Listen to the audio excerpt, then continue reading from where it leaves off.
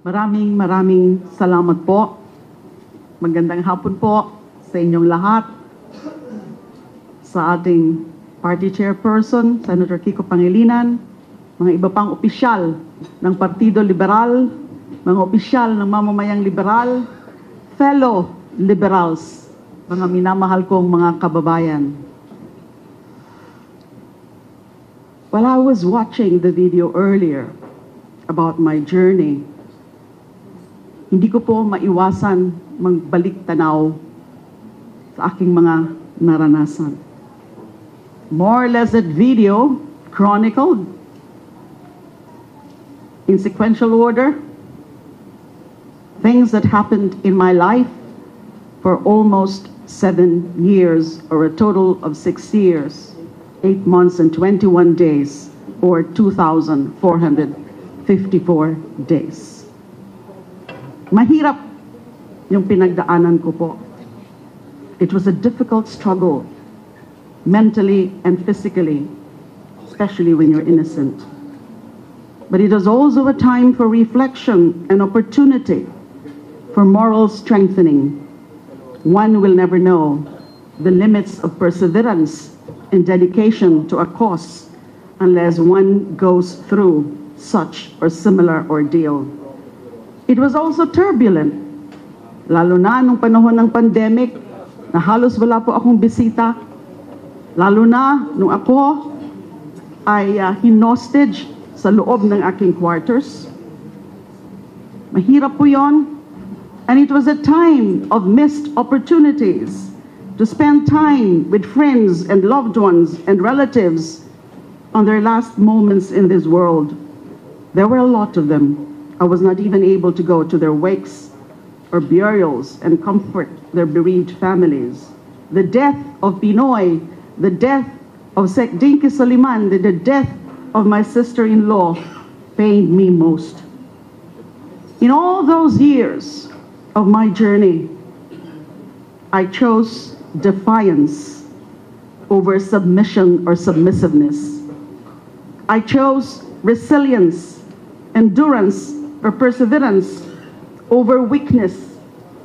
I chose right and good over evil. I never wavered. I refused to waver. I remained unbroken. I am here also to honor our dear party, the Liberal Party. And I thank our party for its steadfast and unwavering support for me. They were always there in those 7 years. Pinalakas po ako nila, and at the same time, pinalakas ko rin po sila. Pinalakas niyo ako, pero pinalakas din ko po kayo. I became a Liberal Party member. I took my oath in 2016 when I was about to run for the senatorial race in 2016, my first run. Kinausap po ako noon ni Pinoy tsaka ni Sekmar. Nung una, hindi po ako sigurado kasi ang kabilin-bilinan po ng aking yumao ng ama, kung kaya mong iwasan ang politika, iwasan mo. Hindi ka bagay dyan, masasaktan ka lang. Kilala kita. But I always never surrender, and I don't ever get out or escape any challenge in life. So tinanggap ko po yun. I've always believed in the ideals, the principles of our party. Our party which has rose from the ashes of war. Our party was fought in those long years of the Marcos dictatorship. The party who fought against corruption, against human rights violations during the time of the former President Gloria Macapagal Arroyo, during the time of the immediate past President Rodrigo Duterte. Nandun po tayo sa kabila na paninira sa atin, sa kabila ng pagmamarginalize sa atin, hindi po tayo nagpatinag. As I stand here, I do not just do so as a former senator who was wrongfully imprisoned, but as a Filipino who will never stop fighting for justice. I have known firsthand the pain of injustice, and I have seen our democracy can be twisted by those who seek to silence dissent.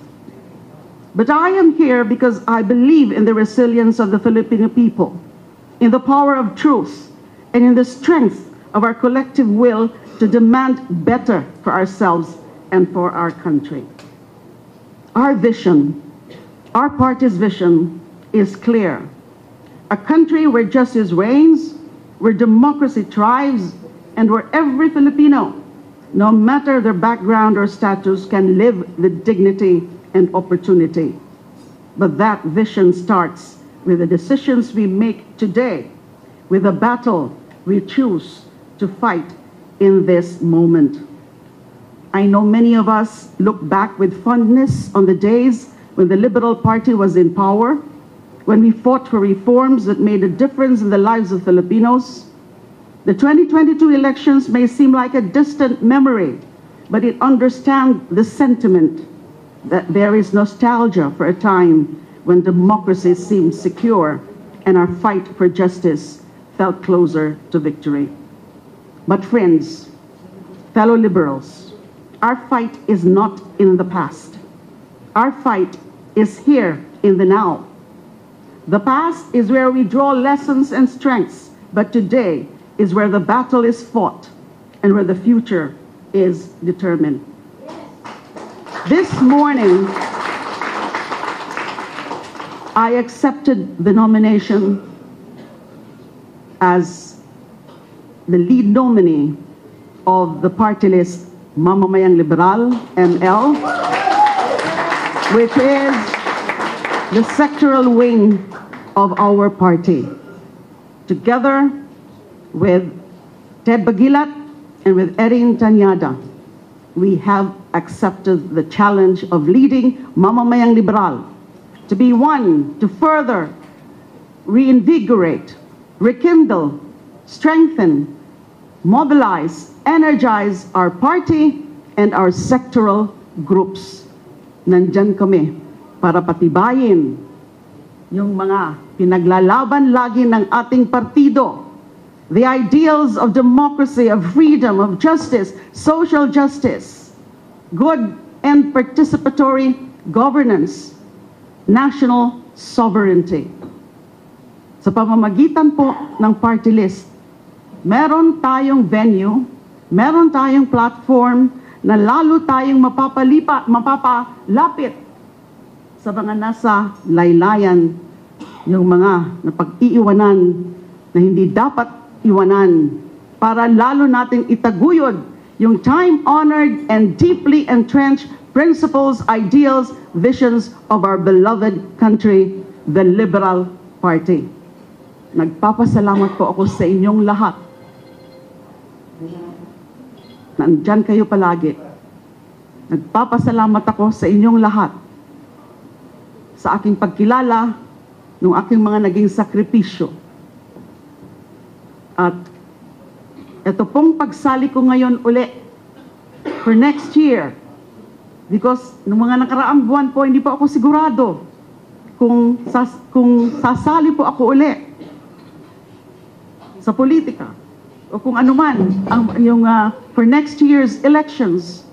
But upon deep reflections, upon consultations, and upon the realization that those sacrifices cannot just be for naught, na ito po ay aking reaffirmation ng aking commitment. Patuloy kong ipaglalaban ang mga karapatan ng bawat isa sa Pilipino, lalo na ang karapatang pantao at hustisya para sa lahat. Maraming salamat po sa inyo. Mabuhay ang Mamamayang Liberal, mabuhay ang Partido Liberal, at higit sa lahat, mabuhay ang Pilipino. Salamat po.